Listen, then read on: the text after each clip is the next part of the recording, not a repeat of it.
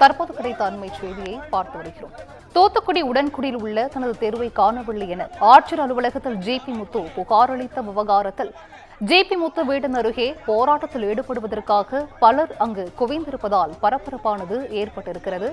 ஆர்ப்பாட்டக்காரர்களை தடுக்க ஜே.பி. முத்து வீட்டிற்கு பலத்த போலீஸ் பாதுகாப்பானதும் போடப்பட்டிருக்கிறது. இதனை அண்மை தகவலாக பார்த்து வருகிறோம். கூடுதல் விவரங்களை செய்தியாளர் மணிகண்டன் வழங்கிட கேட்கலாம். மணிகண்டன், வணக்கம். ஜே.பி. முத்து வீட்டின் முன்பாக போராட்டம் நடைபெற்று வருவதால் அங்கு போலீசார் குவிக்கப்பட்டிருக்கிறார்கள். இது குறித்தான முழு விவரங்கள் மணிகண்டன். வணக்கம் சிந்துஜா.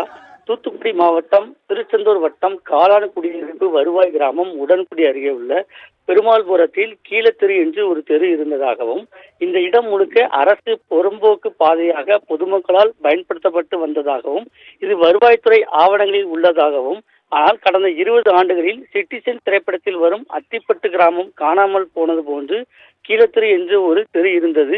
தெரியாமல் அந்த தெரு காணாமல் போய்விட்டது. அந்த தெரு இருந்த இடம் முழுக்க பல்வேறு தனிநபர்களால் ஆக்கிரமிப்பு செய்யப்பட்டுள்ளது.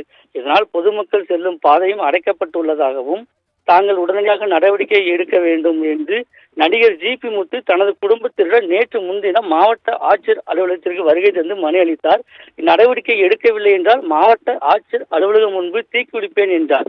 இந்த நிலையில நடிகர் ஜே.பி. முத்து தனது தெருவை காணவில்லை என ஆட்சியர் அலுவலகத்தில் கூறிய நிலையில இன்று அவரது வீட்டின் முன்பு ஆர்ப்பாட்டக்காரர்கள் போராட்டம் நடத்துவதாக அறிவித்திருந்தனர்.